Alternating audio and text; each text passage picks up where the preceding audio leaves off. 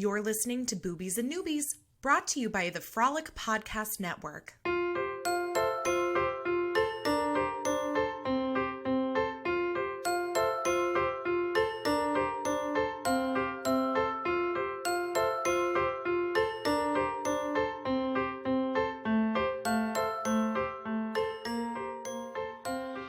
Welcome to Boobies and Noobies, the podcast that asks novice romance readers to think outside the dick in a box and brave the unbridled world of erotica.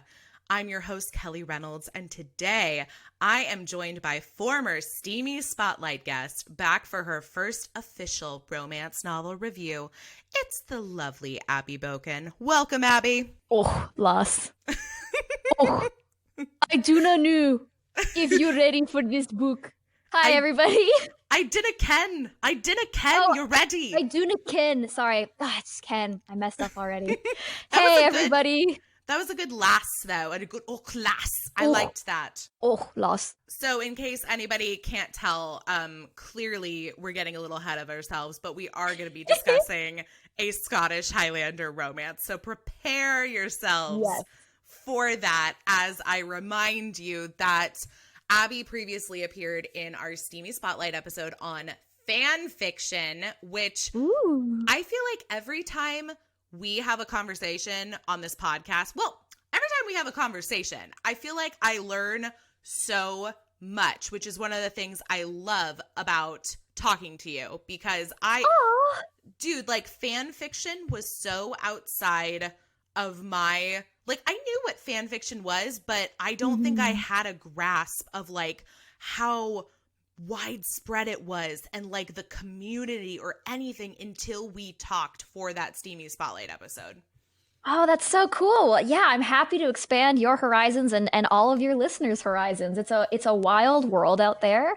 And I think it's so important that if you're into reading and you're into reading books, it's also cool to learn more about the fan community and how vibrant it is and how talented it is. I've read, 3,000 plus page novels in fan fiction. There are some people that just go hard in the paint for that stuff. So what better way to get readers interested than telling them about that world? No, that's incredible. And I can see where if you are a fan of fan fiction, especially as far as it relates to fantasy, I think a lot of people would be really interested in the book series that we're going to be talking about because in some ways it kind of read like fan fiction to me. It did. Yes, it had that very, for me especially, it had a very early 2000s fan fiction feel because I like a lot of things, our perspective on the world and relationships between people and what is okay and what is not okay has evolved and gotten better and more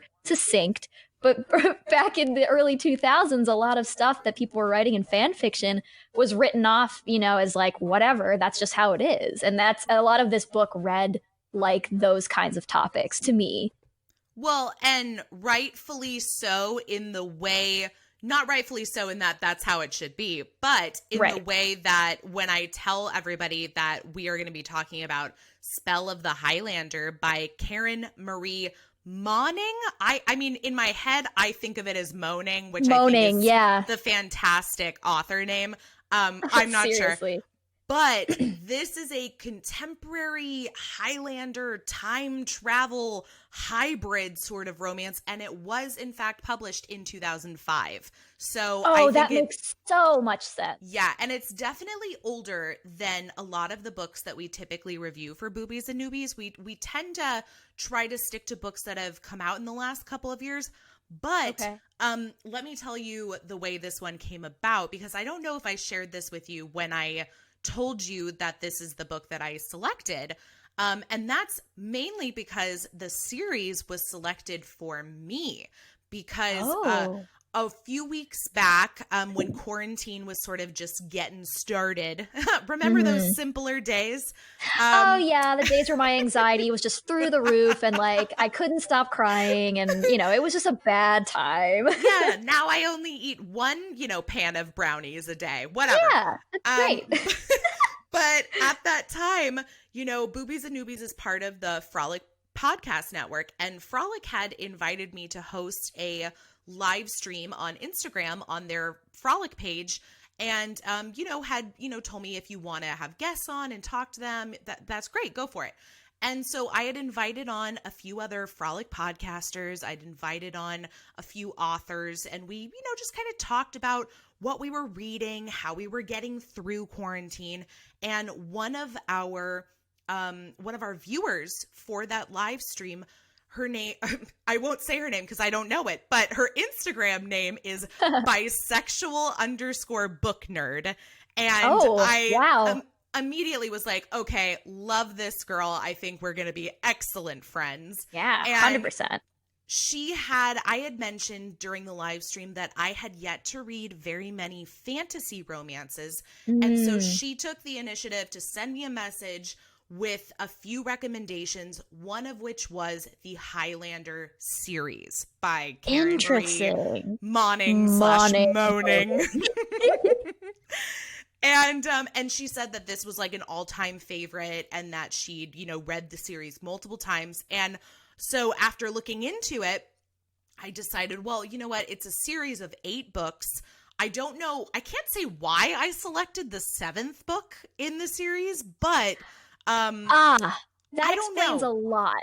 Yeah, that's the one I went with. And I think for me, it was just because I've read series where, and people who listen to the podcast know this, that I don't love to start series in the middle. But at the same time, I think if you read the first book in a series, you spend a lot of time focusing on the exposition and getting to know the world, and you maybe get a little less time devoted to like the actual romance and the actual story.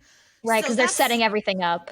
Yeah, for future books to come, and it makes perfect sense. But so that's why with this one, I think I just kind of gave a short perusal of like the ratings that the books had received on Amazon and Goodreads, and somehow settled on the sexy cover that is Spell of the Highlander. And, the rest was history.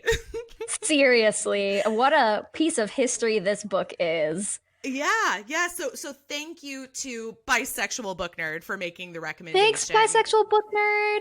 Yeah, I'm very pleased because you know what? This was so outside of my typical reading wheelhouse. So yeah. I'm just grateful that I read something like this. I don't know if this is something that I would typically put into my regular reading rotation. However, weirdly enough, I'm in the same boat. This is definitely not something that I would say is like a common read for me. Okay, and I'm surprised because I feel like your typical read would be something fantasy, science fiction, but correct me if I'm wrong. No, you're right about the science fiction fantasy aspect, but my thing was like, the fantasy was almost like the tool for the sex, Okay. That's why I was like, oh, whoa, okay. So there was fantasy, which is definitely like fantasy novels and sci-fi novels are like some of my favorite things to read. But the fantasy was so frequently like, it's fantasy so they can have crazy, weird sex. Boom, go. Okay. That's new to me. I do get where you're going with this because like you mentioned when you were talking about how it's sort of read as like an early 2000s fan fiction, there were a lot of things I thought about as I was reading this that had I read it in 2005, I feel like I would have had a very different read. But now having seen different movies and read different books and then reading this one, it's going to be a very different read as an almost 30-year-old, having read this 15 years after it came out. 100%. Right, than the original time. Because I kind of read it in the way that so many people are looking at Love Actually today. Do you know what I mean with that? Well, go into it a little bit. bit. I mean, your frame of reference is fan fiction. So this is my frame of reference when I first saw Love Actually, when it first came out, I thought, oh my gosh, this is the sweetest, cutest, most romantic movie. It's very precious. and there's a very specific scene that has become controversial over the years in which a male character professes his love to a female character with a series of signs while standing outside of her apartment that she shares with her husband, who happens to be his best friend. And that's a yikes, fam. That is a hard yikes in 2020. So, but in early 2000s, when it came out, it was, what a grand romantic gesture this is. Oh, how he's so brave. Her husband's in the house, but look, he's doing this thing and she's right there and she's like, yeah. And it's so romantic. Because they won't be together. It's just so he can tell her he loves her. And you're like, it's exactly the word that you taught me when we talked about fan fiction. It's squicky. Squicky. It is very squicky. Yeah. Cause oh man, looking at it from like a 2020 lens. And my mind immediately goes to that poor woman. Right. Stuck in her doorway watching this man like flashcards at her. While her husband's like, honey, where are you? And she's Merry like, God, Christmas. don't come outside. Yeah. Tell them it's carolers. Yeah. Yeah. So there were definitely squicky 2020 lens moments that while reading this book, I was like, yeah, I have. Yeah. I don't want to get too far into it. So let me start by telling everybody a not so brief synopsis from Amazon for this book. This book isn't the shortest. It's not the longest, but it's definitely not short by especially romance novel. Yeah, it's chunky. It's very chunky. Yeah. Yeah. And that's exactly how I read it, was in chunks. So let me give you the extra chunky synopsis for Spell of the Highlander by Karen Moning. Go right ahead. Powerful, sensual, seductive. He is all that is shamelessly erotic in a man. Okay, that's debatable. I'm going to have lots to say on that in a bit. Same. In her sexiest Highlander novel yet, New York Times bestselling author Karen Moning stirs up a sizzling brew of ancient mystery and modern passion as she brings together a devilishly handsome Celtic warrior trapped in time and the woman who's about to pay the ultimate price for freeing him. Is she? I don't know. She? I don't think she ever paid the ultimate price. Because isn't that death? Yeah, that's his. Okay, no, we're not there yet. Here we go. Yep. Keep going. Age-old secrets haunt them. Deadly danger and irresistible desire shadow their every move. It's a relationship for the ages, and all that separates them is a mere 1,300 years. As we do. Now we get into the actual synopsis. Jessi St. James has got to get a life. Too many hours studying ancient artifacts has given the hardworking archaeology student a bad case of sex on the brain. Okay, I just keep thinking of like Rihanna's "Must Be Love on the Brain," but it's like "Must Be Sex on the Brain." Yep, exactly. Which is a hilarious thing to get if you're so strung out from class. Yeah, because I go like burnout. I don't go me horny, you know? Right. I mean, this is exactly like the weird mix of quarantine mood happening right now. Is like some people are like extra horny, and some people are like, "Bitch, we all gonna die." So let's not talk about that. Oh, so God. Jessi St. James is the horny side of the quarantine feels. Sex on the brain. Sex on the brain. So she figures she must be dreaming when she spies a gorgeous half-naked man staring out at her from inside the silvery glass of an ancient mirror. Because, you know, when I'm extra horny, I imagine things. Like, that's exactly what happens. Yeah, totally. But when a split-second decision saves her from a terrifying attempt on her life, Jessi suddenly finds herself confronting 6.5 feet of smoldering, insatiable alpha male. Oh, that phrase alone would make me, under any other circumstances, be like, I'm not reading this. I think this was back when romance novels were happening and people were like very accepting of not only the alpha male, but the alpha hole, the like asshole alpha male, the alpha hole. Yeah, like just like a real douchebag was sexy. Yeah, exactly. And wasn't, and didn't have to change to be even sexier. They just were an asshole through and through, and it was like, oh, right. Be a dick to me. I love it. Yeah, you be a dick while you give me the dick. But we know better now that you can be alpha and also not be an asshole. Heir to the arcane magic of his druid ancestors, 11 centuries ago, Cian MacKeltar. Do you say Cian? Oh no, it's am I? There's actually a pronunciation at the beginning of the book. Is it section? Cian? It's Cian. Cian? Cian. Yep. Oh my God. I was pronouncing this wrong the whole time.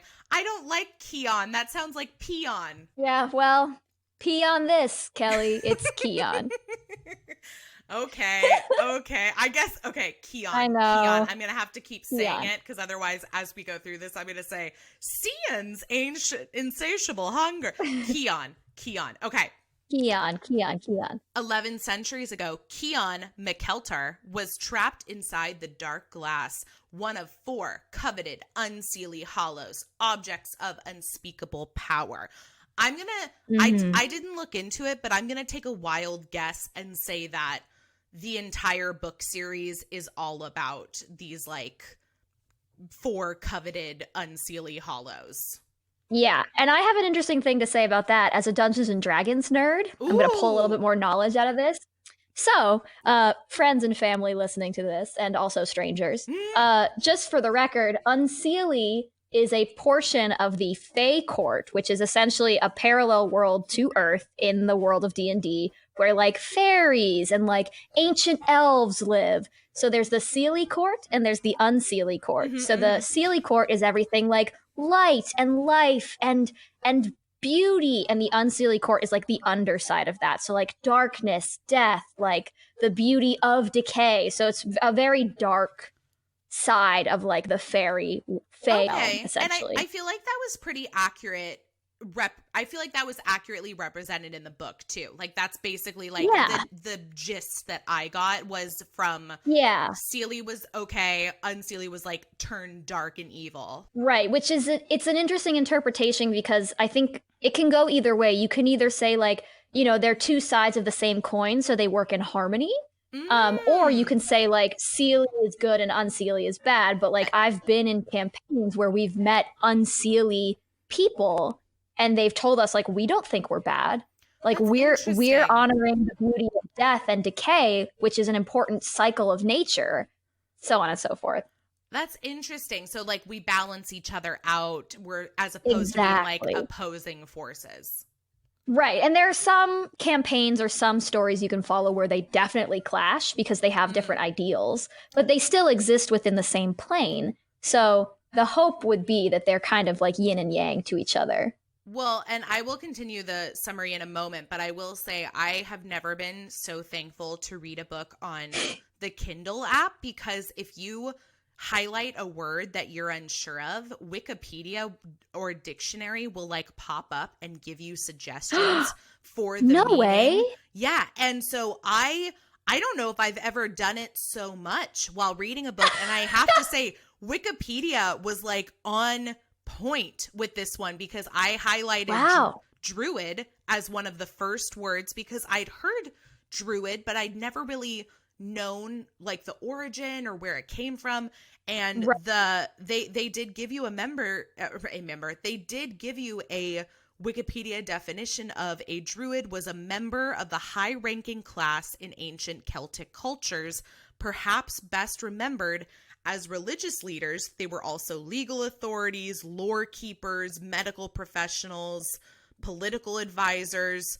While the druids are reported to have been literate, they are believed to have been prevented by doctrine from recording their knowledge in written form. Thus, they left no written accounts of themselves. Whoa. And that's super interesting too, because in D&D lore, a druid is someone who's very attuned to nature and can turn into animals.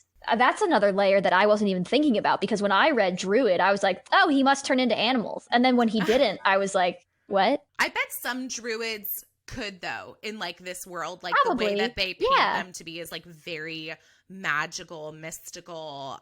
Yes, so and that much is true for sure. Like druid class in D&D is very magic heavy. Like everything you do is based on spells and magic and being, essentially drawing energy from like the world, the natural world. So that part is very in line. Yeah. Okay. So Karen Marie Moning definitely did her research. There you go. For sure. There you go. Yeah. Okay. Let me finish up this summary, because believe it or not, there's more.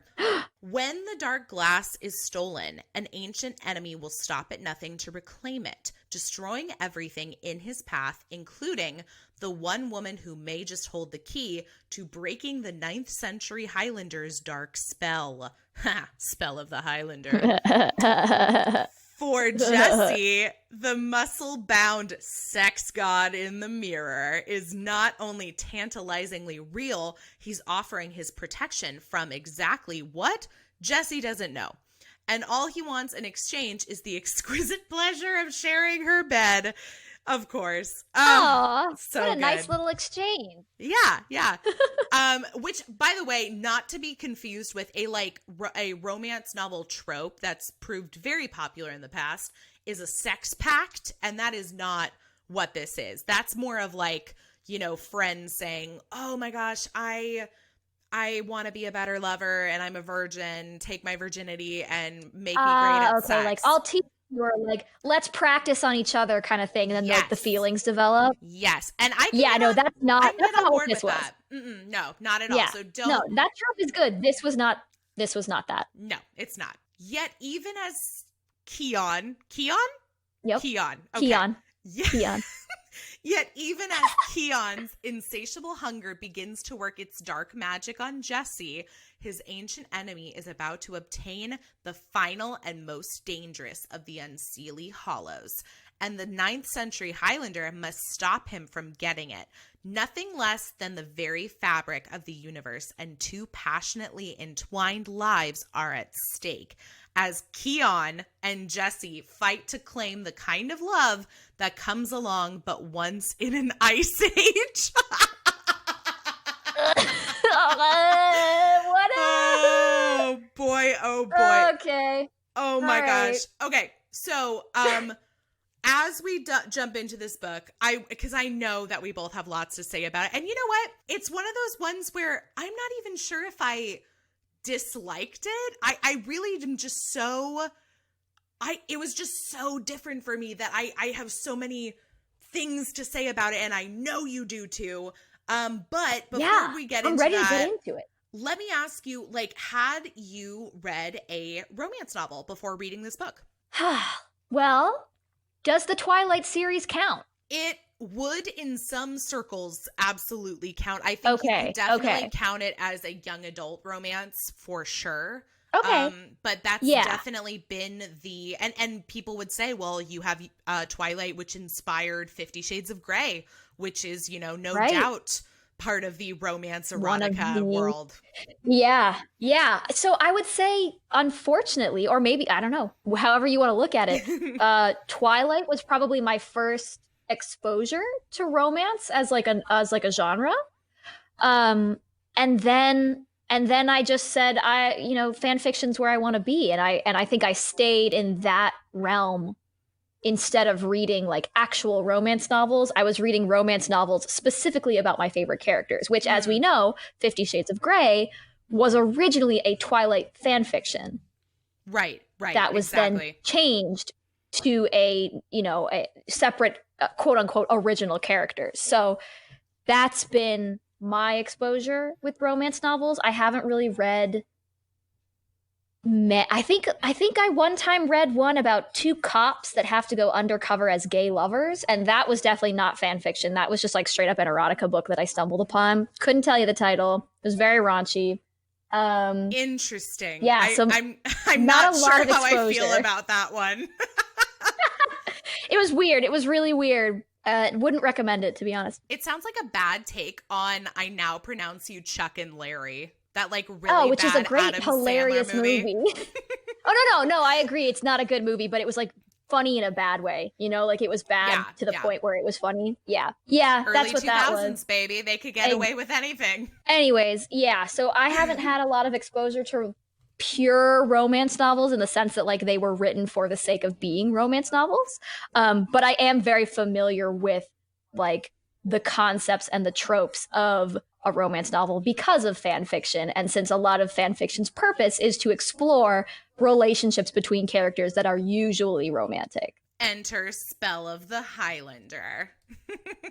Oh boy. Well, and you know what? There were actually, I don't know if this was a product of the times that it was written in, or if I just like, this was calling out to like my millennial heart, because there were several references to pop culture or other books and movies that, you know, had to do with supernatural and paranormal that definitely stood out to me. Like, I think one of the things that we learned very early on that echoed Twilight and True Blood and so many different, I mean, it even kind of ties into the manic pixie dream girl situation, is that our main character, Jessi, is immune to the magic, the, you know, magique. Oh, yeah. That my Cian favorite does. part of this book.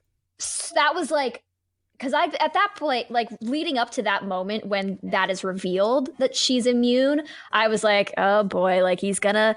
Can I go into a little bit detail of like what leads up to it? Oh yeah, for sure. Okay, yeah. So for the audience's sake, if you haven't read it, basically like Cian, one of his things that he can do as part of his druidic magic is he can essentially hypnotize people. Yeah. He's like casting suggestion, like really heavy suggestion upon them to like look away or forget something happened. And he says like, oh, like when I get out of this mirror, I'm gonna basically hypnotize Jessi into having sex with me a lot until my time is up and like the spell is lifted and we can stop this great evil from happening. Because, you know, and I was like, oh boy, with hypnotized sex, of course. Yeah, of course. You know, it's totally consensual. Mm-hmm. And so he like turns around and basically like uses his magic on her and nothing happens. And I was like, is this book about to give me something I'm like genuinely excited about? Yes. And it did. Yes. Because she had an accident when she was younger where she basically split her skull open and they had to put like a metal plate in. And the metal plate is protecting her brain from magic. And I think that is amazing. I loved that. And honestly, I had the same thought. I was like, okay, well, there has to be, like, before he even tries to use the magic on her, I was like, there has to be something that prevents him from getting to her, because otherwise this would be way too rapey, way rapier than it already seems. Oh, 100%. And that's, it was already pretty, Yeah. That was a thing in Twilight. That was a thing in True Blood. Based on the Sookie Stackhouse series, was that she was immune. Right. And then at the same time in True Blood, she could not read the thoughts of vampires. That was like why she was attracted to vampires so much in that series. But yeah, right. So there was a lot of that vibe that I got, that I was like, okay, this is good. You're definitely bringing me in. And I'm buying into it. I don't know if you ever watched it, but way back when on TV, there was like a 3-part TV miniseries of movies called The 10th Kingdom, which I inhaled, and they make reference to in this book. And I was like, I have not heard someone mention The 10th Kingdom in a solid 10, 15 years. What? Yeah, no, I've never heard of that. I think that reference probably just went right over my head. I had the 3 VHS box set of it. Dude. VHS. Wow. That's how far back we're going. Yep. So, we're going back, kids. We're going back in time. And you know what? I'm pretty sure they have The 10th Kingdom on DVD now on Amazon for like $3. So if you are looking to fill like 6 to 7 hours of your time with something that's like a little fantastical, a little fairy tale-ish, definitely check it out. It was honestly like a very fun read. And from reading this book, I was like looking at this thinking, oh my gosh, this could be like 10th Kingdom fan fiction. Like I could totally see it. So, yeah. So I don't know if this was something that inspired Karen Marie Moning, but if it's not, you know, that she does reference it. So I feel like it had to have lived in her life at least a little bit. Probably. You would probably like it. I have no doubt. Yeah. Have no doubt that I would enjoy it. Yeah. I bet you would. So the other one, there was one other reference that I really loved. I'm trying to find where it was. Oh no, there were several. I feel like Karen Marie Moning and I would get along famously because she mentions the line from Dirty Dancing, I carried a watermelon. And I was like, oh my God, stop it right now. Oh yeah.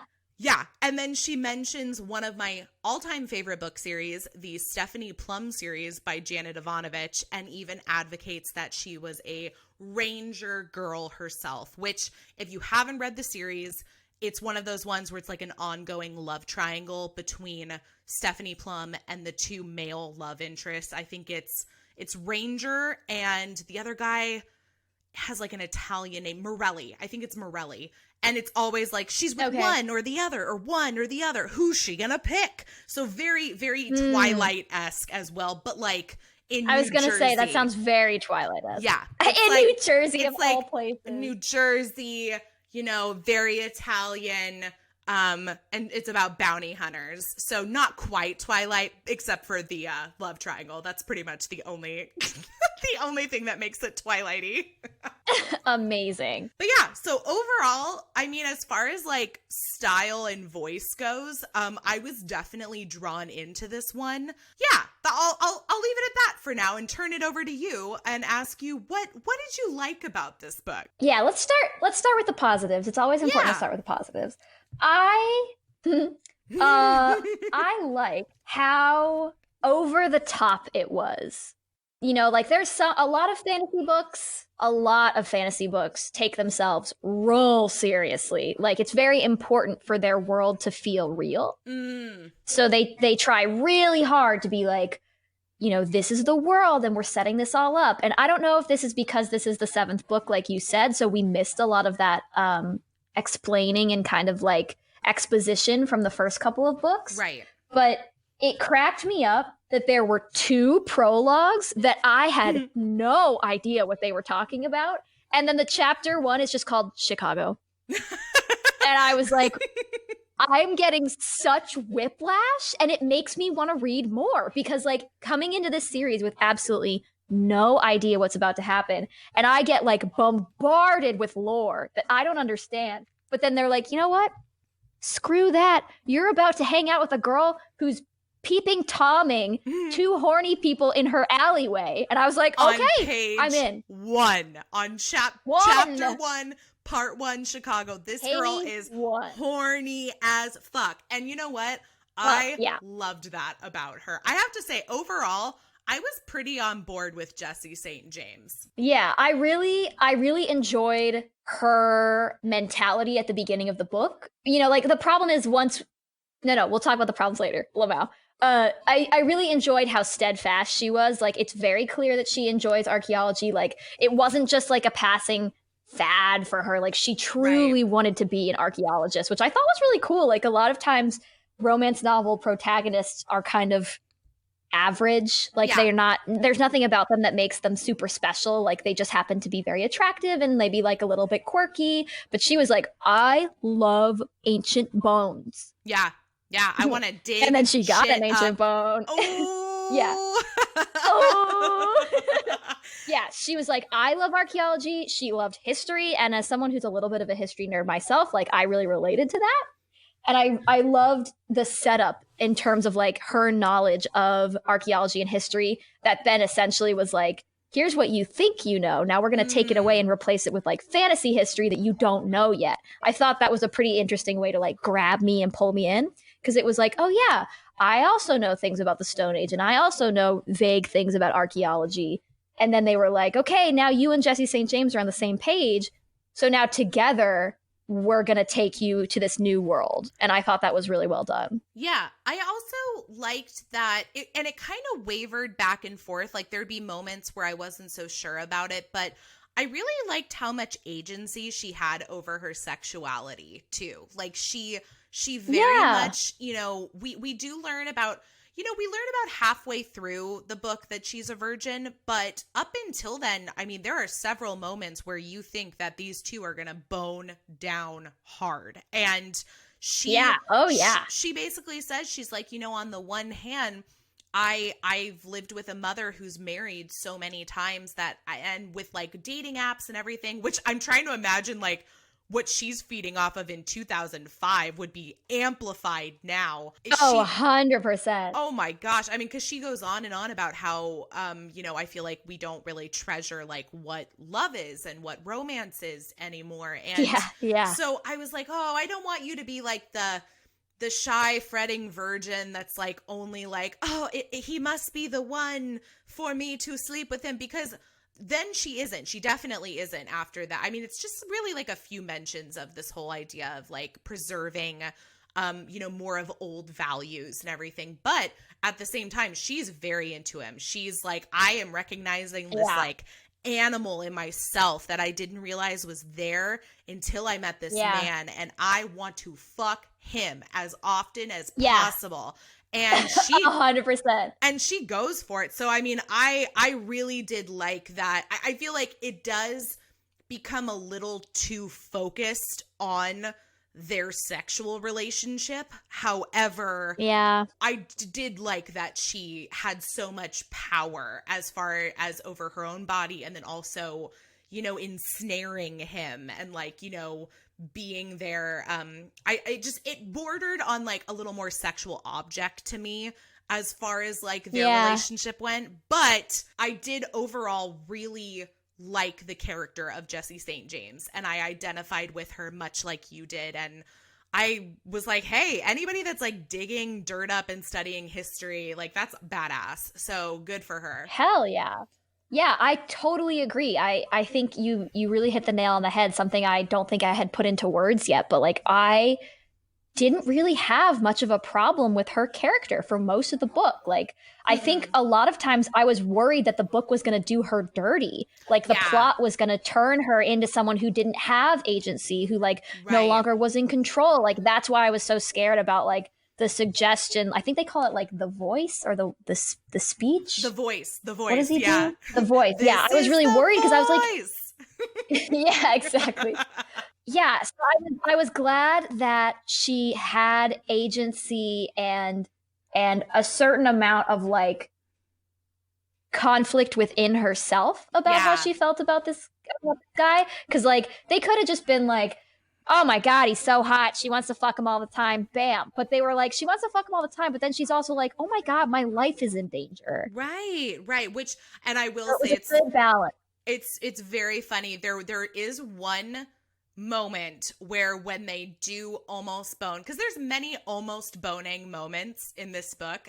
So many. There's a moment though where it reminded me of a conversation we had in a recent episode with Sarah Wendell from Smart Bitches Trashy Books. We talked about To Have and To Hoax, and I had asked her about like some of her favorite and least favorite tropes in romance. And she had mentioned the concept to me of a danger boner. And this whole idea, and it was kind of like this sub-trope within the forced proximity trope. Like two people are trapped in a cabin together, you know, two people are on a mission together. And so I feel like there was, I knew what she was talking about, but I did not put it into perspective until I read this book, because the scene where they almost fuck and they're at the airport in Scotland, literally in like unclaimed baggage area, and she releases him from the mirror, and then they just start going at it on the floor. I was like, I was like, danger boner, get out. Yeah. Like, what are you doing? Yeah. And the weirdest thing is, that was my favorite sexy scene of the whole book. Oh yeah, it's a good one. That one was. Because it was like, because like, it's like so, they set it up to be so high stress. Meanwhile, I'm like laughing my ass off the whole time where she's like, I gotta find him. And like the fact that he's stuck in the mirror in like some random baggage claim is like the funniest shit. Like this book knew how to make me chuckle. I don't think it meant to make me chuckle, but I was laughing really hard. But I mean, I feel like some of the chuckles are meant to be there because it's kind of like what you mentioned earlier where you said that this author clearly like dove into the fantasy, like kind of you know, there were moments where like stepping aside from like fantasy as a genre, like if you just think of like what a fantasy is, this book is like very much like a fantasy. Like, oh, I released a man from a mirror and then he came out mostly naked, tattoos all over his body, and he threw me down on the bed. It's kind of like when people have like rape fantasies or stranger fantasies. Like where it's like if it actually happened, it would be awful, and I hope it would never happen to someone. Right, like that moment of like, danger boner. Yeah, danger boner. So boner. This book read very. I think, and I love realistic romance as much as the next person. Like I love envisioning myself in the story, but this one was so fantastical that it's like so far outside of that you really do have to treat it like a fantasy, like something that you would never want to experience in real life. You're just like, this is the fantasy of a really horny person, and that is what I'm reading. And she gets to bone 100%. With a guy 1,300 years old. Who's magical. Who looks like, I mean, what was he supposed to look like in terms of age? Also, I don't know if you had this initial, I wouldn't say problem, but like, because the book cover was a gray, I just assumed he had gray skin.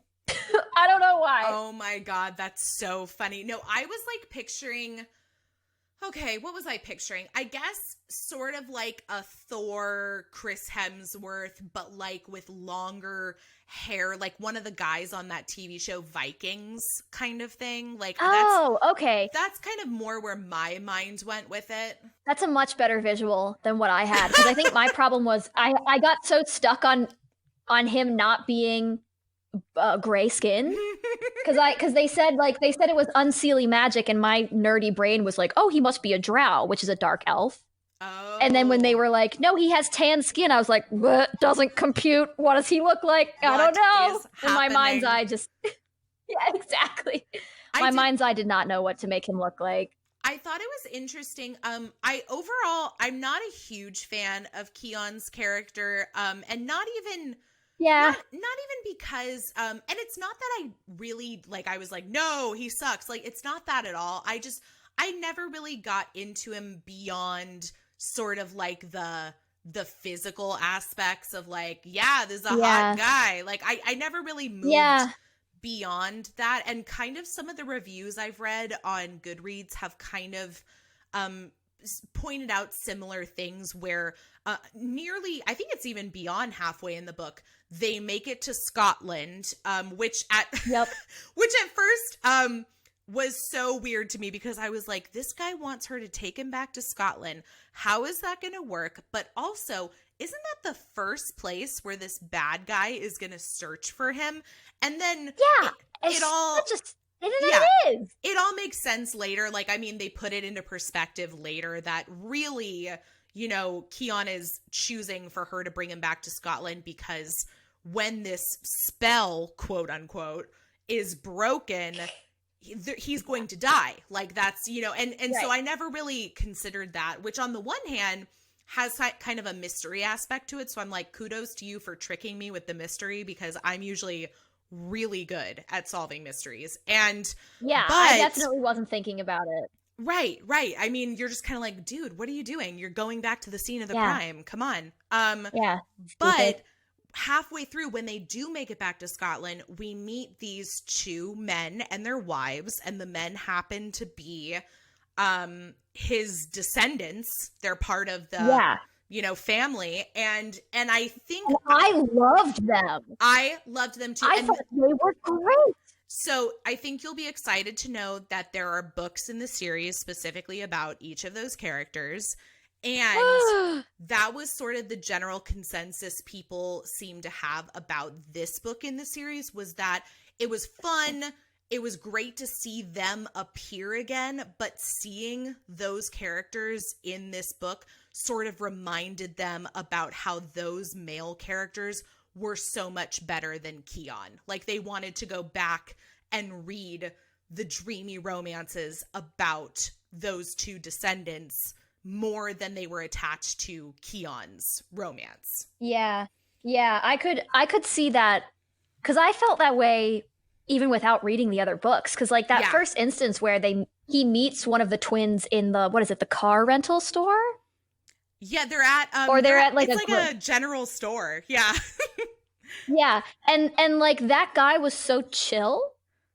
Yes. And like wasn't, and like, I think Cian is supposed to be written as like ancient, right? So like he's very off-putting to start with. But yeah, it just really showed that like even the twins who I didn't know, I was automatically felt more of a connection to, because it was clear that they were like people that existed in this world. Whereas Cian is supposed to be like out of time, right? So maybe that's why he's so unapproachable. And to be fair, the descendants, Drustin and Dagius, I'm probably saying them both wrong. It's Dagius with a hard G. Dagius. Okay, Dagius and Drustin, those are the descendants. They are from another time too, but I mean, they're only from the 16th century, whereas he is from the 9th century. Different. So they're like so much more updated. Yeah, and also like clearly very similar to Twilight. They're very old beings, but they've become very accustomed to the modern world, right? Yes, yeah, exactly. And they're married. They're married to whom I'm assuming are the women from the romance novels about each of them. And so that if anything, I don't know if I would read this whole series, but I would go back and I would read their books. Yeah, I was definitely curious. I can't remember which one it is. Is it Drustin or is it Dagius who kept saying that he went back? Someone was possessed by like 12 demons at once to save the one he loved. And I was like, I would much rather learn about that plot than what I'm reading right now. I think it was Dagius, but I very well could be mixing them up. They both start with D and they're twin brothers. So that's not helpful whatsoever. Not at all. But yeah, I think the author did a really good job. And I'm sure especially good job for people that are very familiar with this series of like reintroducing them. But for me, it was like, what? I want to know more about these people. Like, forget Cian. Like, he's a dick. Right. He calls the person he falls in love with wench. Like, I don't want to know anything about him. I'm going to go off on a quick tangent. I did not like the soulmate aspect. I did not. Especially with everything that happened up until that point. He's so rude to her, but then also horny to her. Yeah. And for it to go, like, and then for them to say, oh, but it was all because they were resisting the pull. I was like, don't give me that bullshit. Like, right. Well, okay. It made me sad. Yeah. Here's my thing about the soulmate thing. It's not one of my favorite tropes in general. I'm not attached to the whole soulmate mating type thing. Here's my thing is in something like this, that's a fantasy. I can buy into it. I can get on board, but I don't think she really used it to its potential. Yeah. You know what? You're so right. That's exactly what I want, because in fan fiction, soulmates is a really, really popular trope, especially if you have characters that are not together in canon, but you wish they were. That's a great way to try and make it so, Mm-hmm. And a lot of times if like the soulmate, they usually call it alternate universe. I think we talked about in the fact like AU. If the soulmate AU, the whole point is that they are soulmates. That spark, that like feeling is there from the very beginning, and they're exploring it the whole time. Like, why do I feel pulled to this person? Why can I sometimes feel like I know what their emotions are? Like there's a lot of questioning of the nature, and then they finally figure out that they are soulmates. And I totally agree with you that the soulmate aspect was brought up almost too late and then was never really used. Yeah, it was brought up too late, and then it was used to say like, oh, they were feeling it this whole time, but I never got any of that at the beginning of the book. All I got was like me horny, and that was it. Yeah, because let me tell you, there are, and honestly, I had a lot of positive things about this book. Like the whole idea of envisioning a woman driving a car with a man trapped inside of mirror, seatbelted to the passenger side chair. That is the funniest fucking thing I can picture in my amazing visual. Yeah. And so the whole like idea of the mirror and like him being trapped, but he can be released and then he can go back in. That was all great. I honestly could get on board with all of that. Although I questioned very early on.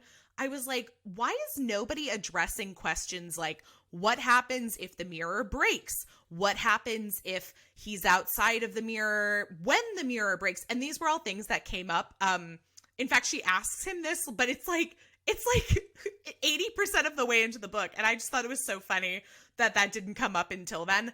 That being set aside, there were three main things that stood out to me that I was less appreciative about this book. And one of them was the soulmate thing, in that he mentions it very much just like in passing a few times. This idea of like, if a druid mates someone, or maybe it wasn't even just a druid, maybe it was just somebody in their family, like their family specifically. If they... Yeah, I think it was like if a Keltar marries someone, they exchange like essentially like magic vows. Yeah, and this whole idea of like you'll be bound to them forever if you both, share those feelings, and if you don't and only one of you does, that person will still be bound to you. And I was like, wow, that's super interesting. So I was imagining that we were going to see that we were going to see, them bind themselves to each other, whatever it was. Right. Which we don't really ever see, because even when they get married, which that was hysterical, because you start a new chapter and it just says, Cian and I got married today. And I'm like, duh. Yeah, I was like, that whole sequence where it's like, let's make the most of these last, 12 days before you die. I was like, oh, please. Right. Oh, I can't handle it. That was very fit. That was just too much for me to handle as far as that went. And then I was thinking like, okay, is this gonna be like a true love conquers all kind of thing? Like, is them becoming soulmates going to save him? And I feel like that was kind of the explanation we got in the end. I honestly am still not sure. Like, I still don't know. Me neither. It was one of those things where like, you know how you said, again, I'm going to keep going back to this, but like the exposition, like they really didn't do a lot of explaining of the lore. So it was like, no lore, no lore, no lore, no lore. And then after the spell is broken and he's still alive, it was like the thickest piece of lore I've ever tried to chew on. And I was like, kill me. Solid 2 pages of them explaining to you, not showing you, telling you why he survived. And it was couldn't. I was like, really, guys? Letdown. Yeah, it was the biggest letdown. Yeah. I can get on board with the whole love conquers all, or because we were soulmates and he sacrificed himself, he got to live or something. But I wanted to see that or have an idea of that going into it, rather than it be explained to me after the fact. Yeah. And so that was one. I can totally see it going much better because I think what they were trying to tell us was, because he was willing to die for somebody else, that's what broke the spell. Mm-hmm. Because instead of just wanting to die, he wanted to die because he was going to try and save Jessi. And that, for some reason, broke the spell with the true love. But I would have much rather been in his head in that moment where he says, if I have to die for Jessi's sake, it will be an honorable death. And then we know. Instead of like, by the way, like, they almost all just died. And now they're going to stand around in a circle and be like, well, you see, in the words of the Unseelie court, blah, blah, blah, blah, blah, blah. I would never. I would be like, nobody touch me. I'm going with my hot husband to like a bathroom and we're going to fuck because we're both alive. I don't want to see you people. I don't want to hear an explanation. I'm like busy trying to process that I'm alive. Yeah, that's good. No, that's a good point too, as far as sort of like the point of view goes, because we see into, I mean, I guess this is like third person omniscient, because we like see into everyone's heads. Like we get, we get a little perspectives all the time. We get some from the bad guy Lucan. We get some from one of the D ancestors, Duncan, Drew, whatever the fuck his name is. We get we get to look in the twins. Yeah, we even get a perspective from one of the twins' wives at one point. It's very brief, but like, and I was like, I don't even know this woman. We get Jessi, we get Cian, we get one of the assassins that's trying to stop that. I mean, we get everybody. So I'm like, you have told us the rules. We get to see in everyone's heads, and we don't get to see in his head for him to make this choice. Are you kidding me? It's the one time that the book doesn't flip-flop between POVs. And I was like, this is the moment where I need that. I can't just sit there. And I know she did it because she wanted us to be in the dark about the true nature of why the spell was broken. Ugh. But then I have to sit there for 2 pages and read a bunch of lore that I'm not interested in. At all. It was a tough buy-in. But anyway, that was problem number 1. Problem number 2 for me was there were definitely moments throughout the first, I'd say at least like 60-70% of the book where it got a little too rapey, sexual object possessiveness for me, because 100%. And I'm not sure if that was intended to kind of tie into like Cian having more of like this soulmate attachment to Jessi, and like he just knows that there's something connecting him to her and he's so attracted. I don't know if that was the intention, but like that's not what I got. If it was not. Yeah, that, because I really didn't like that half of his attraction to her was that he was like, man, I just want to fuck her for like 7 days straight and it's gonna be great. And like, that was it. I was like, because then, just like you said, if that's supposed to be how you feel about your soulmate, that you want to hold them captive in Scotland and fuck them for 7 days straight, that ain't real. That ain't juicy, man. That's creepy. No, I know. Well, and every time he was released from the mirror, and to make it clear for everyone, it's literally an incantation that anybody can say that will release him from the mirror, and you don't know how long he's going to be out of the mirror for before he literally gets sucked back into it and just disappears all of a sudden. And then you have to wait a certain amount of time, which is also not defined. Not determined, Before you can let him out again. Which is, I love when he does get like sucked back into the mirror, because it's always at like the worst times. It cracks me up. The worst time. But every time he gets released, the first thing he does is like back her up against the wall, make out, and start ripping off her clothes. And I'm just like... Yeah, and if he's not doing that, he's just like standing there. He like gets out of the mirror and he's like, I can't wait to fuck her. Like, it's just... It's like the first thing he wants to do when he gets out of the mirror is like, oh, lass, I'm not doing it right now, but I want to fuck you so bad. It's like, oh my God. Just like that. I picture Chris Hemsworth's body with that voice right there. What an image. What an image. Yeah, I totally agree with you. There's a part at the beginning that I think really captures that kind of like icky rape feeling. Okay. You look for that. Oh, you know what was funny? While you're looking for that, I thought this was really funny. I highlighted a part where what was it? He's like, it's one of the makeout scenes where they're like getting into it. And I think he's like really going after her boobs. And what cracked me up was that he literally calls them her boobs. And I was like, wait a second. Like, you are like the most old-fashioned man from 1,300 years ago. And you call them boobs? You're calling them boobs? Like, I can't. And that was kind of, that it didn't bother me. I actually found that interesting that she included things about how, because he's trapped in a mirror and he's been like watching the world out of this mirror, there are things that like he does not necessarily understand, but he's like familiar but he's with aware like of what cars are, what computers are, like what certain aspects are in terms of like male and female relationships nowadays. And so I thought that was interesting that she did choose to include that. I actually appreciated that. Yeah, 100%. That part where he comes out and he knows what a car is, but he has to touch everything in the car. I thought that was a really nice detail, just like you said, where he's aware of them, but because he's never been allowed out of the mirror in this kind of like free way, he's never been able to like get in a car. So he has to touch everything. He complains about how people aren't using horses anymore. He's like, whatever happened to the horses?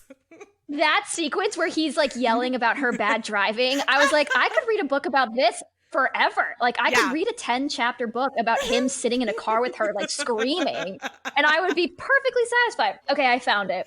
Okay. So this is from the beginning of the book, when the assassin is about to try and kill her. Okay, so this is like right before his first release from the mirror. Right. This is right before she releases him. Actually, it's before she's even told that she can. She's about to grab the bat and threaten to smash the mirror, but everything like slows down. They do that classic thing where it's like, when you're afraid for your life, time just slows down. And I was like, oh, I've never heard that before.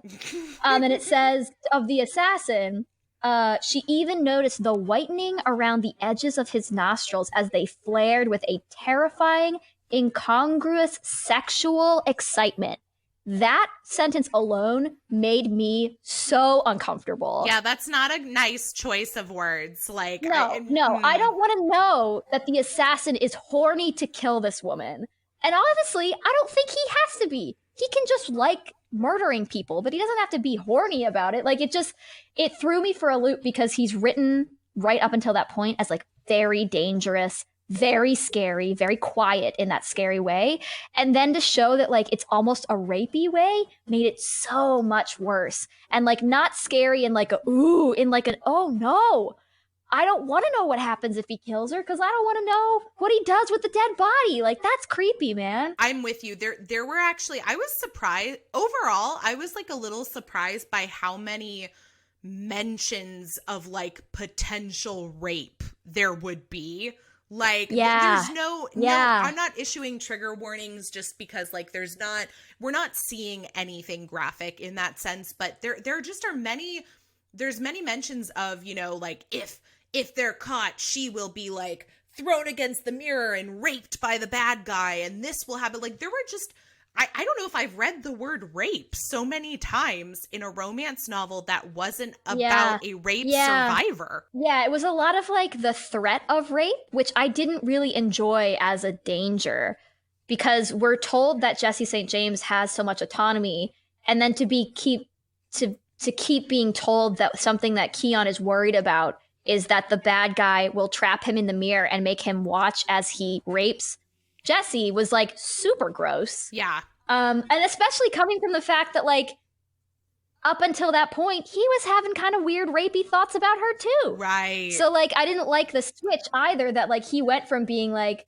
I'm going to pick her up like a sack of potatoes and carry her around in a super uncomfy way to I don't want her to be raped. Where it was like, but dude, like you were thinking about doing it earlier. Like when he picks her up and carries around like a sack of potatoes, and he's like also like touching her vagina through her pants. I was like, wait a second. I had to like reread that a solid 3 times because I was like, wait, I'm so confused. Like he literally just like threw her over his shoulder and he's like fingering her through her clothes and she's I mean, I guess the excuse that we're given, and this is one that I've seen this in several romance novels, but I will say not so much in 2020, is this idea of like, even though you say you don't want me and you don't want this to happen, you actually do. I can feel how aroused and into it you are, so that makes it okay.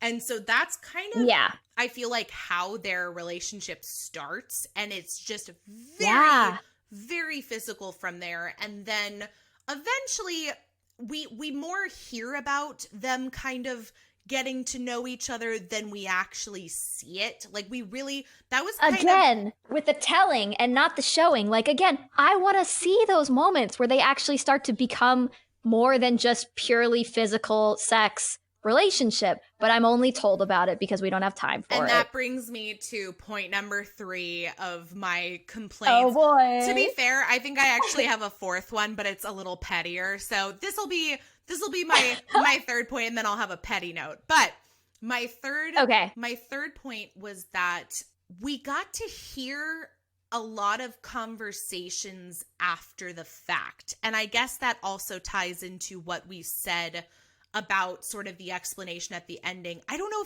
did you notice that too, that during chapters, there would be this conversation about like, okay, well, in fact, the one that I'll point out as an example is when Dagus, whatever his name is. Dagus. When he takes the car with the mirror in it back to their castle, their family castle. And when what's-his-face, Cian, ends up back in the mirror and he's like, yo, you took the mirror. You have to go get my girl. He goes to his find woman. her. Yeah, my woman. And so he tells him, you have to go find her because she's probably looking for me, for the car, for the mirror. And so Dagus goes to find Jessi, and that's like the end of the chapter, is he's going out to find her. It cuts to the following chapter where she's sitting with him finishing off her 3rd hamburger. And I'm like, wait a second. How did we get to this point?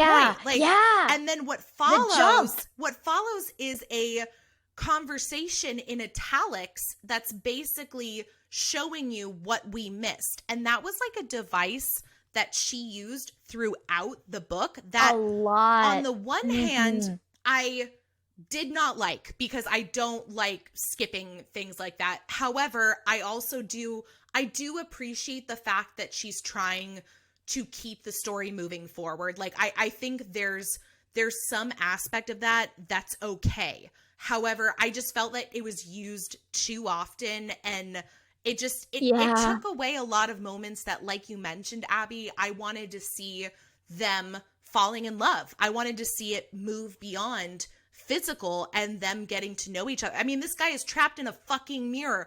All he has is time to talk, and we don't get to see it. Yeah, it was almost as if she thought that readers would rather just read about their physical relationship and then just be told, oh, but they did fall in love, so it's okay. Yeah. Then actually explore it, which maybe, like, again, I'm curious if, like, what if the other books are a little bit more extensive? Right. I don't know. But I certainly agree. Yeah, there was a lot of, like, cutting and then going into italics and saying what we basically just could have put at the beginning of the chapter and then eventually gotten to her eating the hamburger. It was like here's what you missed on last week's episode. Yeah.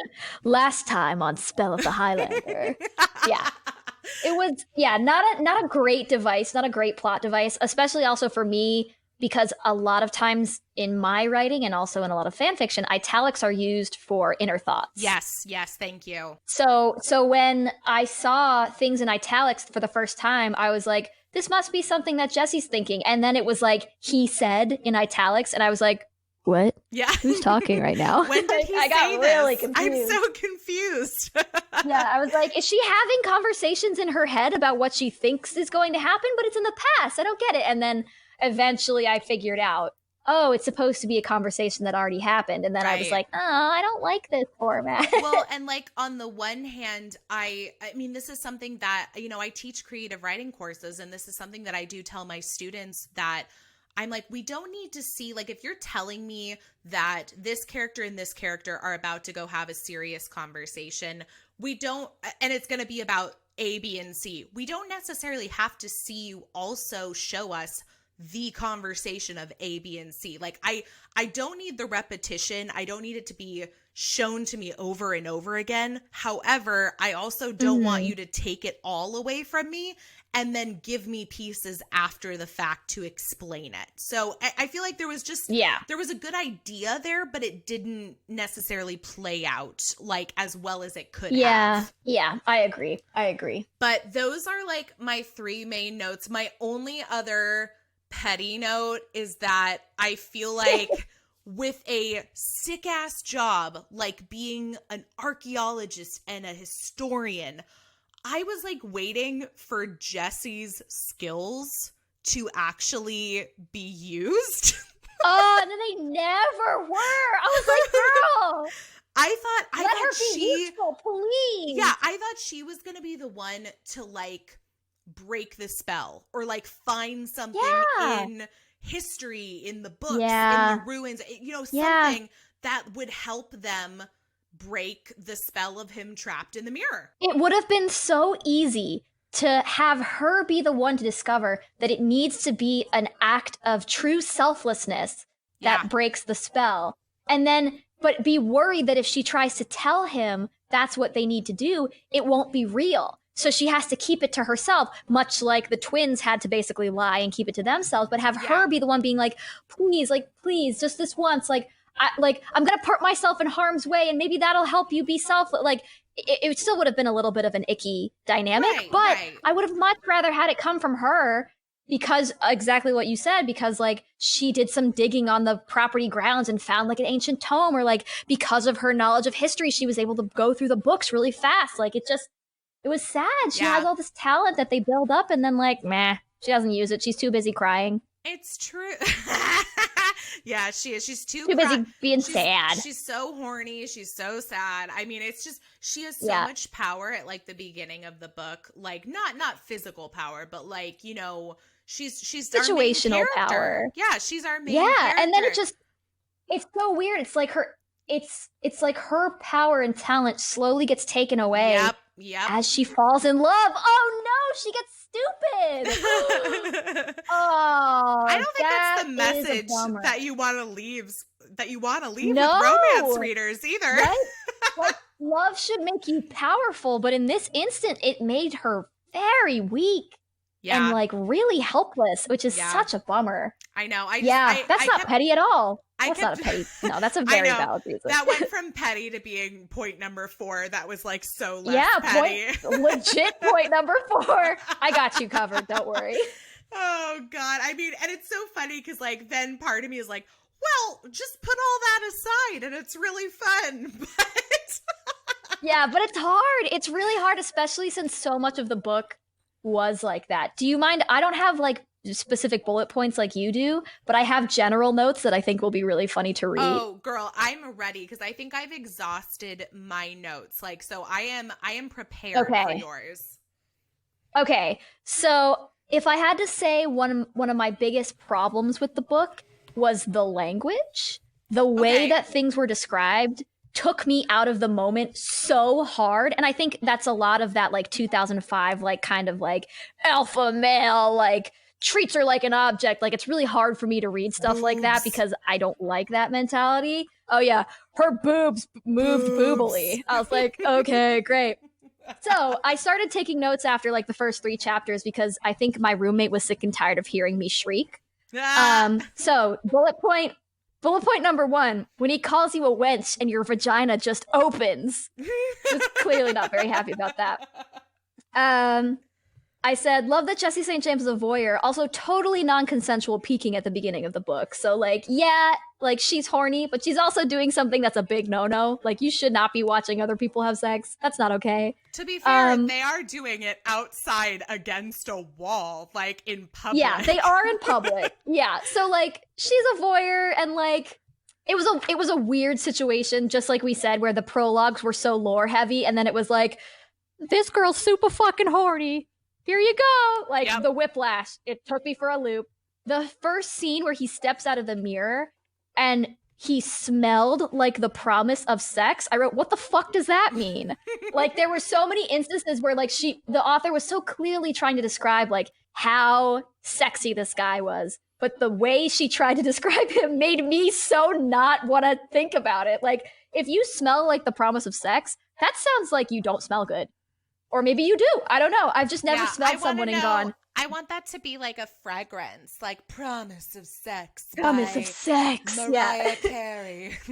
Oh my God. That would sell way better than just trying to imagine what the smell smells like. Oh yeah. If Mariah Carey sold it, it would make bank. Yeah, it makes so much money. I kept writing, why is she so horny when her life is in danger? Danger boner, as we've already talked about it. Oh yeah, this was my biggest thing about the first time they meet. She licks him. Oh yeah, I forgot about that. I kind of like put that out of my mind. I was shocked. Like this, like naked dude comes out of a mirror, saves your life, and the first thing you do is lick him? Are you okay? What's wrong? On his ass or back or something too. Like it's like right there. He licks his back. The only way that I can let that go is just by knowing that I've read other romance novels where someone like gets knocked unconscious or they're drunk or they think they're in a dream and they do something like that because of that idea. Like they think, oh, well, I'm like the first thing I think of one specific one off the top of my head, and it's called Tiger. Okay. And it's from Lauren Donner's, what is the name of the series? It's called like the Mate series the New Species series. And we haven't read one for this podcast, but our friends from Learning the Tropes podcast, they read, I want to say several of them. And not to get too far into the series, but it's basically about humans who end up mating with these hybrid people that have basically like they're a mix of like human and animal genes, and they were like bred to be that way, and then they like free themselves and create their own society. Anyway, that's like a super popular fan fiction trope, actually. Hybrids, like people with animal traits. Yeah, super common. I honestly love those. I like that way more than I like shifter romance. But in that specific book, at the very beginning, the female character gets like trapped under a lot of people during a bar fight, and she basically gets knocked like unconscious. And when she wakes, it's to have this hunky guy named Tiger, who's a new species, looming over her, like trying to make sure she's okay. And she's like, oh my gosh, an angel. This is a dream. I'm dying. Let's do it. If I'm going to die, I'm going to die happy. And she starts like basically making out with him. So that's what it reminded me of. Okay. But that makes a lot of sense. I'm like, who the fuck leans forward and licks a man that just came out of a mirror? Yeah, I can understand the like, oh, it's a dream, so I'm just going to make out with this guy. But the licking, the fact that it was that she licked him really threw me for a loop. And at first I was like, I liked his initial reaction, which was to basically shove her away and be like, what the fuck is wrong with you? But then we find out from his POV that it made him insanely hard. Like it gave him an instant boner. And I was like, oh man. Hard throughout the entire book. Like he never goes down. Yeah. Which also like, bro, you're gonna pass out if your dick is that hard for that long. Okay, moving on. Oh yeah, I wrote down one of these quotes that just made me another one of those like early moment kind of rapey, icky moments. She would heal nicely. Women did. It wasn't their fault that nature had designed them to be so malleable. Like, I hate it. Here, let me give you, since you're giving me a quote, let me give you one. And I think this is from when they were like about to bone and then he gets like sucked into the mirror. I don't know which time because that happens like 8 times, but I think that the hotel is the one where he gets sucked in midway through them about to do it, and then the assassin comes in. It might be that one because like they're talking about her breasts, and of course, because that's what half the book is about, her breasts, and the other half is about his always hard dick. So she says, so how far would you have taken it, Mr. Poor me, I'm trapped in a mirror, dark sorcerer. If it had worked, if I'd removed my woolen and shown you my breasts, because that was the order he had given her, how far would you have pushed? How the bloody hell far do you think? I'm asking you, how far? She demanded. I haven't fucked in 1133 years, Jessica, he said flatly. I am a man. How far? She repeated frostily. All the way, woman. All the friggin' way. All the way. Yeah. Oh, yeah. And he says frigging all the time. And I'm like, just say fuck, dude. Just say fuck. Oh, God. That was the one passage that I highlighted that I was like, I just can't. Yeah. Yeah. Reading it out loud is like, oh, boy. Oh, boy. Anyway, continue. Anyway, okay, I'll continue. Yep, I wrote about the finger moment. I said, also, he fingered her after picking her up like a sack of potatoes. Oh, no. Just manhandled her through her jeans to show he wanted to fuck. Didn't like that. That I like if it was removed from the situation and they were already together and he like picked her up and gave her like a little like through her jeans, I would have been like, ooh. But that was not what the situation was. Like if you knew who you were. Yeah, but I don't touch me, bruh. Hey, don't touch me. And then my next bullet point is you can't be soulmates with someone that treats you like an object. Didn't like the soulmates aspect either. I'm noticing we have a lot of very similar points. Well, and that makes sense to me. Like, I feel like we definitely, I think we took a lot of our like little bullet, bitch notes and like put them into perspective overall for sure. Yeah, so for sure. Oh boy. Now, since you're sharing some excerpts, do you have a specific sexcerpt that you wanted to share? Perhaps one where they're getting down on the floor of the unclaimed baggage area. Shall I scroll and do it and do a dramatic reading? That's my favorite sexcerpt. I think you should. And I'm gonna issue major apologies to anybody listening from Scotland or any affiliation with Scotland, because we are not doing your beautiful, well, I don't know if it's a beautiful accent. Okay, I'm just being mean already to Scotland. So we are not. Scotland has a great accent. We are, it's fun, but it's a little harsh, don't you think? Like, it's like a little more, I don't know. Like, I think the problem is that the accent that we're being presented with is supposed to be like an ancient Celtic accent.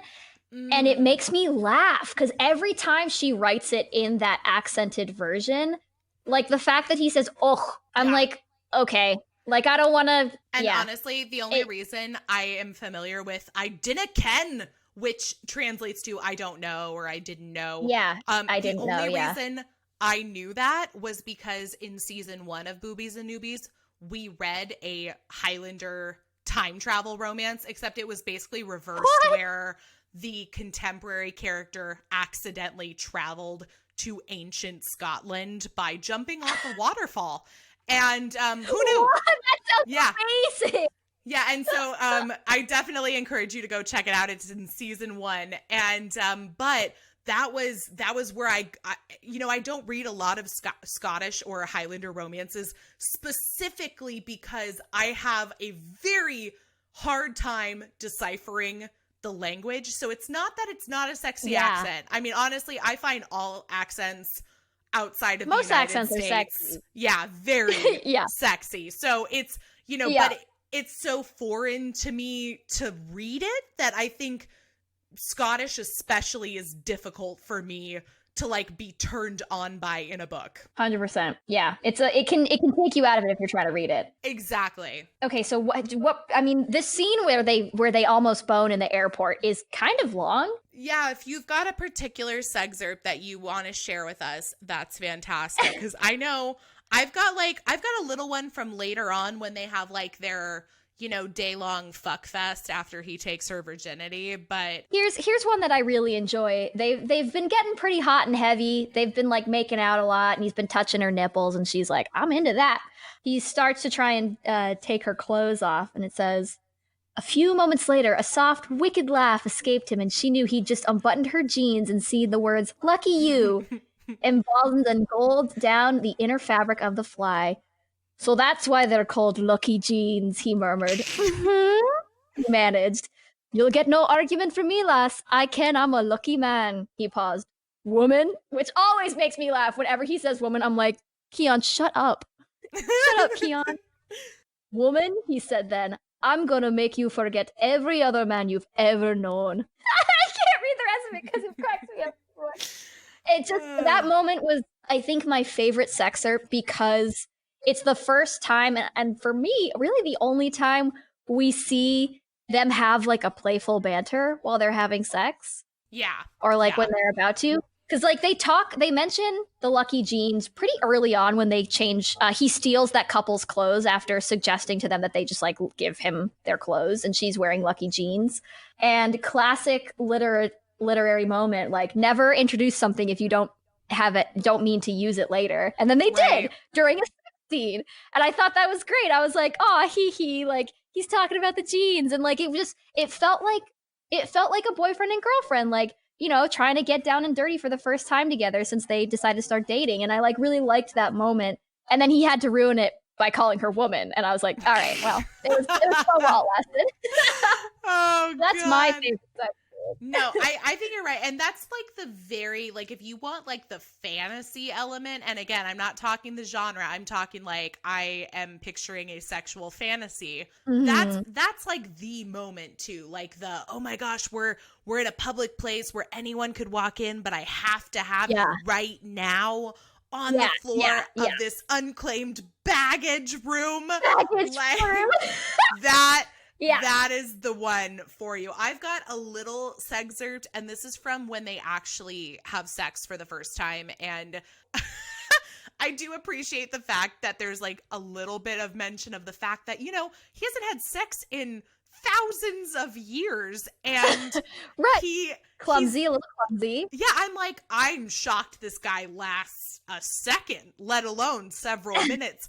But he starts basically like counting down the number of stones that are in his, like, because when he's trapped in the mirror, he describes it to Jessi. When he's trapped in the mirror, it's basically like a giant, not even a giant, a small room made of all stones, like stone walls, stone floor. There's nowhere to go, nothing to see. And he's counted all of them. So he starts like reciting the number of stones in his head, like, so he doesn't come while he's fucking her over the desk. I did like that.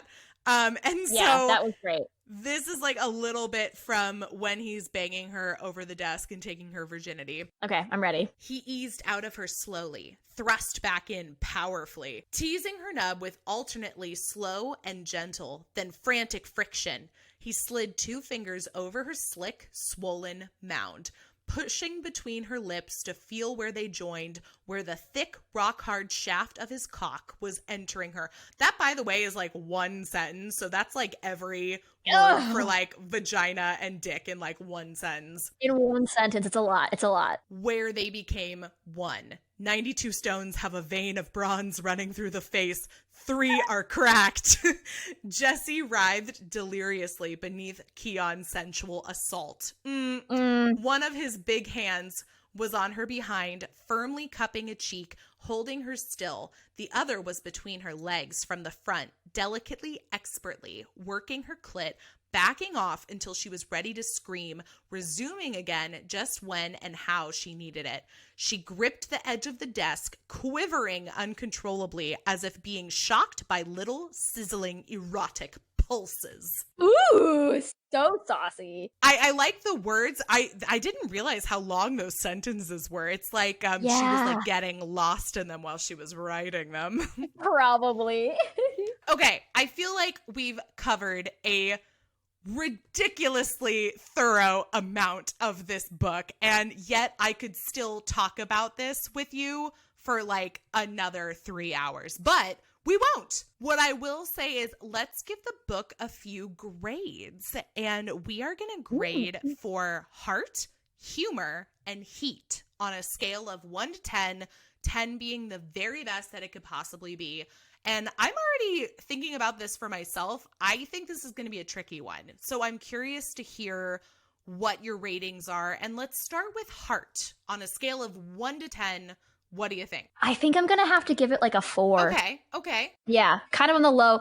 Because the moments that felt tender were, for me, almost immediately ruined by something I didn't like. So it was like they were over too quickly. I understand that. And you know what? Yeah. I gave it a 5 because it's ironic to me that so much of this is built off of like this idea of soulmates and true love but for me, it was like almost false. Like we mentioned it, that it just, it felt like it was. Yeah, it didn't feel like soulmates. No, it felt very contrived. And like, if that was the case, like if they were like, they're soulmates, that's not my favorite thing to read, but I would have said, hey, this is about heart. This is about 2 hearts and souls bonding together. Like that's that. But that was not the feeling I got. So I'm with you. I gave it a 5. How about, and interpret this as you will, how about the humor rating? I'm gonna have to give it like a 6.5 because it was funny in ways I don't think it intended to be. But that made me laugh. That's where I'm torn, is I'm like, I don't want to recommend this to people for them to think this is going to be the laugh out loud rom-com I've been waiting to read. Oh, people, please, I beg you, if you are reading this because you think it's actually funny, it is not actually funny. But what is funny is the fact that it exists, and that's why you should read it. And it kept me going. I will tell you, like, it took me a while to get through this one. Like, I typically read books very quickly. This one took a while, and I had to, like, kind of set it aside, digest it a little bit, but I always kept going back to it. Like, I was like, for the life of me, have got to see how this one ends, because that's exactly how I was too. Whatever you think, like when you get to 90% of the way into the book, because my Kindle marks the percentage, when you get to that 90%, you still don't know how it's going to end. Yeah. I remember looking at it and it was like 95%. And I was like, what? Right. Like, is he like, I still don't. What's going to happen with the mirror? Like, I don't, but but part of the reason it kept me going was like, I guess less humor, more of just kind of like ridiculousness. So ridiculousness is a better thing. I'll give it a 6. I'll give it a 6 because, if you're talking in terms of like actual humor, it's really not that funny. It's not that it's serious. There's just not, I guess the situation is funny. Like, just like the whole idea of like a mirror and there's a guy and they're in a car with a girl and like, so that's kind of funny. Yeah. There are moments that are humorous because of the situation, but in terms of there actually being like comedic elements, very little. Right. That are purposely comedic, I would say. Yeah, I agree. Yeah, I'll put myself back down at a 6. 6 for me, for humor. Okay, sounds good.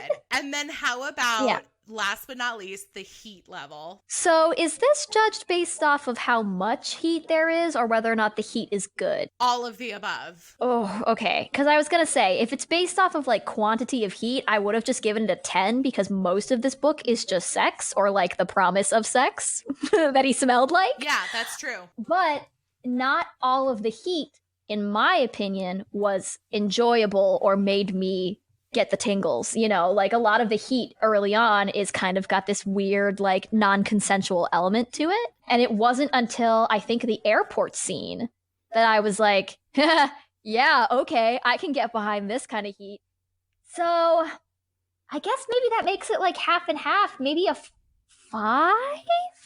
Yeah. A 5 for me. I think that's okay. I went higher because I did focus more on sort of the idea of just like there really is constant sex or some sort of sexy content happening. So I gave it an 8 for heat, but I will say that, you know, if you do have trouble sort of inserting yourself into the fantasy part of it, and it does read rather rapey at some moments. Like there's never a moment where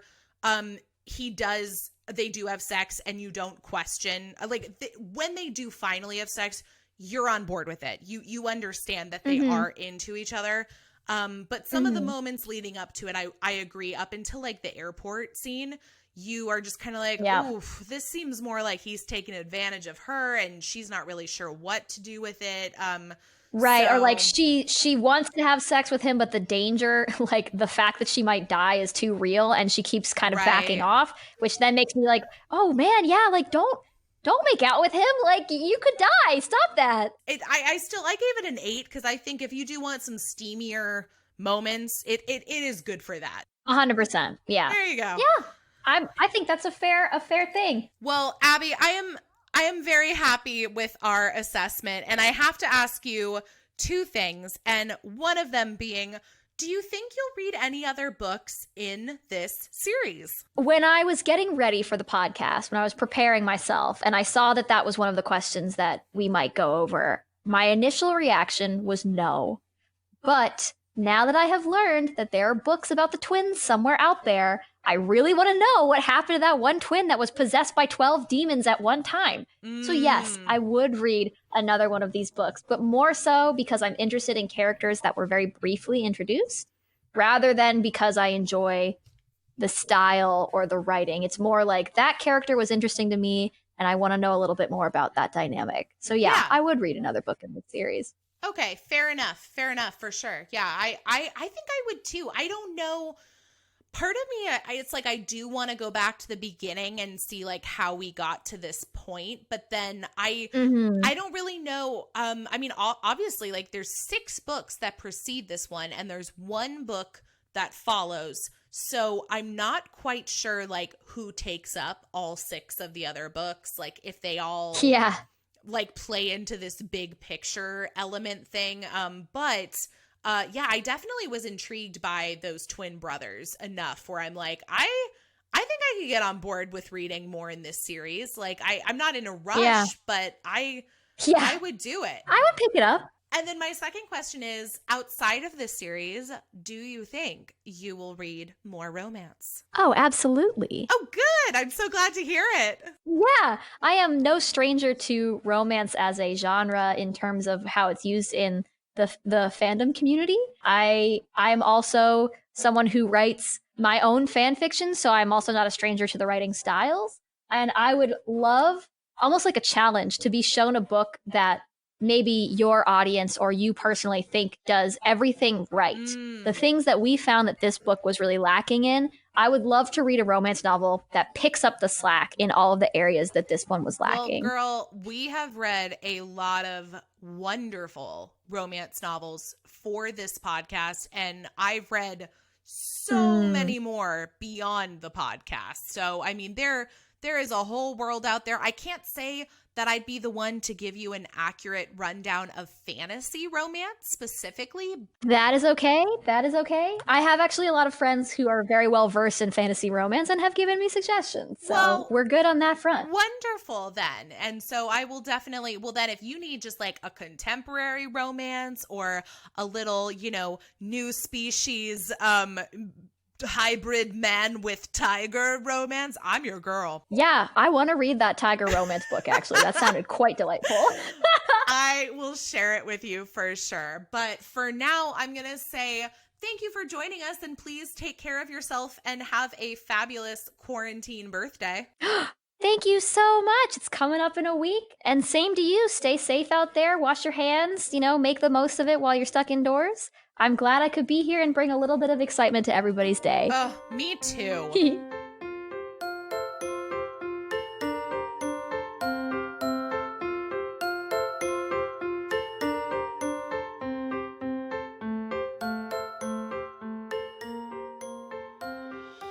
Thanks so much for listening. Boobies and Noobies is part of the Frolic Podcast Network. Find more podcasts you'll love at frolic.media/podcasts. You can follow Boobies and Noobies on Facebook, Twitter, and Instagram at Boobies Podcast.